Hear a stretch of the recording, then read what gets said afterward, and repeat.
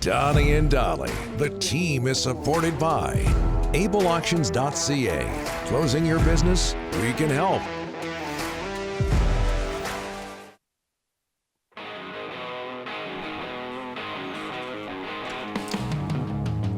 All right, all of our guests today are brought to you by, and by the way, the Delaney's OK Tire and Langley inbox is hopping. Did I tell you? Did we tell you? Oh, CFL, always, the state of the CFL, always a hot button topic, and always. it keeps on keeping on, the CFL. All of our guests today, including Farhan, standing by, and he was giving Ryan some problems here, some heck for being a little bit late. We'll talk to Farhan about that in a second. Their 50-seat patio at the Waddling Dog open 7 days a week with a new menu coming soon featuring the Donnie and Dolly cocktail. Swing by their attached liquor store to pick up your Donnie and Dolly swag. Countless reasons to come sit and stay at the Waddling Dog. Farhan, we'll send you another bucket hat to make up for this. We're a little bit late, and we apologize.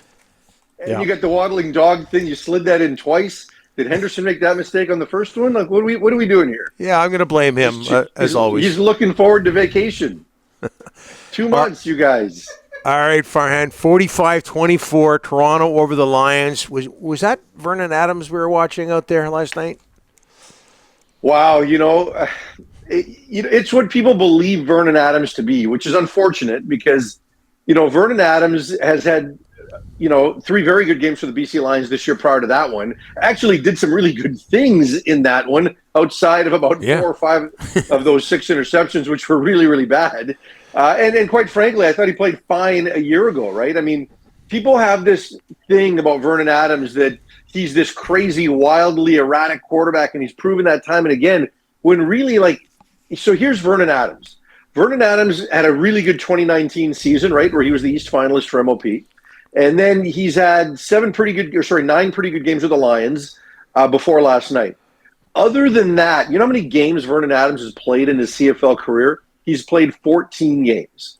He's won 9 of them. But yet we have this narrative about how this guy has been just this crazy, unpredictable, up and down quarterback. And, I don't know that we've necessarily fairly judged him all the way through. So we revert back to what we think, and maybe it hasn't necessarily been there. Last night was not good. There's no sugarcoating that, right? He made some mistakes early, and then he compounded it, right? And I remember Danny McManus one time telling me that he had a coach. He had a 5 interception game one time, and his coach said, "You better not be afraid to throw the 6th, right? Like you got to go out there and continue to sling it, but you still have to be able to learn from the first 5." And I don't know that he did that. In fact, I think he tried to press and he tried to get all those plays back in a hurry, right? Vernon Adams' teammates matter a lot to him. And I think I could really see a scenario where he felt he let them down so badly, and then he just wanted to get it all back in a hurry. And those last 3 interceptions were just mistakes. They were just flat out careless and reckless plays. And I think a lot of that is because he was just trying to do too much and forcing things that he wasn't necessarily doing early in the year. So for me, I do believe Vernon Adams has matured. He's humbled, and I think he's going to bounce back. And if you're a Lions fan and you were just kind of getting to the point where maybe you didn't miss Nathan Rourke and you were ready to believe, I hope you don't throw the baby out with the bathwater, because what he did those first 3 games this year wasn't a fluke. I think that's the real Vernon Adams, and it's going to come back next Sunday. Hey, Farhan, other side of the ball, if the Lions can crush Winnipeg and if the Argos can crush the Lions, who can beat the Argos? I mean, they look pretty good. Yeah, they did, but honestly, the Lions handed that game to the Argos. They handed it to them, and absolutely. I'm not trying to be down on the Argos, because the Argos are a very good team. Chad Kelly impressed me yesterday. Their defense is very good. They're legit. As much as you can say a lot of things about Vernon Adams, you also have to give Toronto's defense some credit. But honestly, BC had more yards, more first downs, more time of possession, and so much of Toronto's offense happened in the final half of the fourth quarter, when they had one clock turning drive to end the game. Most of their rushing yards came there. Most of their total yards came there. BC, and I know it sounds so stupid to say outside of those throws, but look at the penalties BC took in that game, something they haven't done earlier this year. That time count violation alone, the collateral damage that came from that, 4 penalties on specials that hurt their field position, 2 offsides when they had a chance to stop them.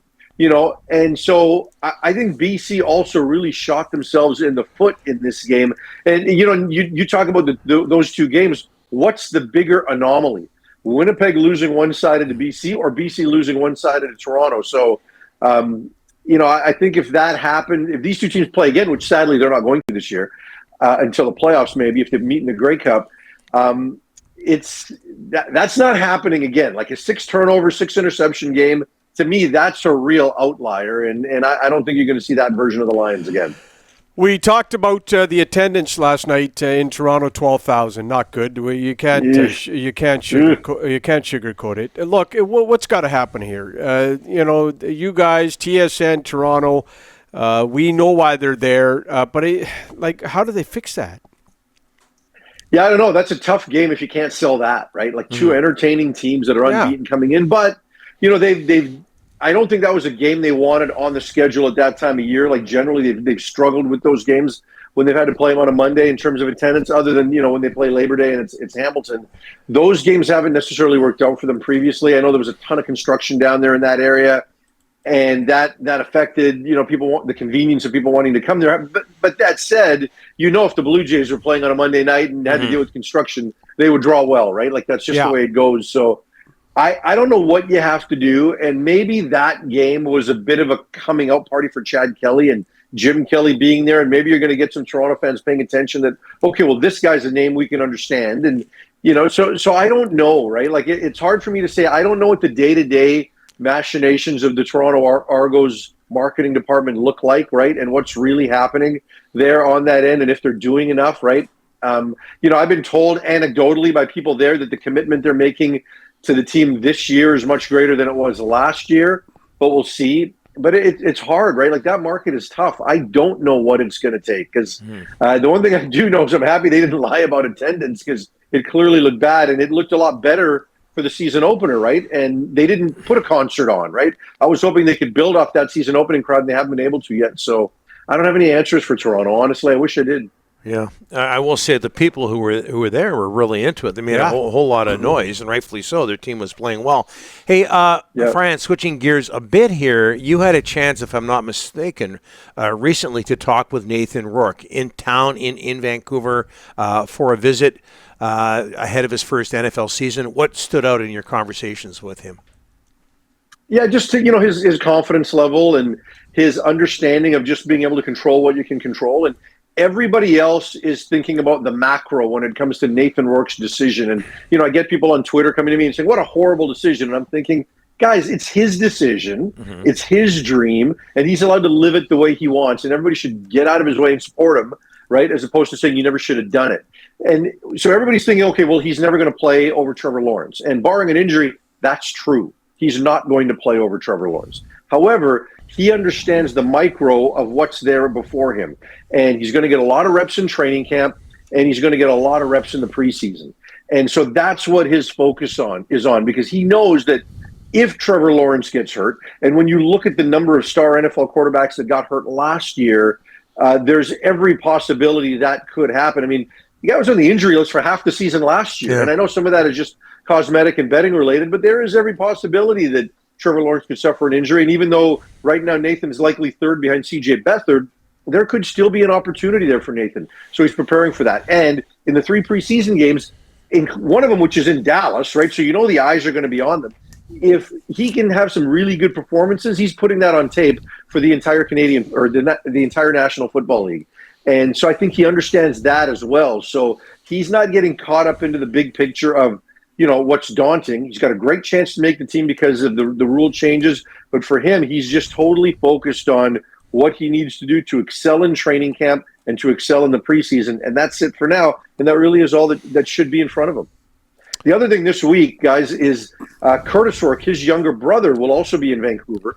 They're going to be up in North Van training with Rob Williams. And Callum Wither, who's another Canadian quarterback at the University of Ohio, where Nathan and Curtis played. And so Curtis was Nathan's backup. Callum, the Canadian, is Curtis's backup. Okay. And they're going to be out here working with Rob as well. So a bit of a pipeline there to a Division I school.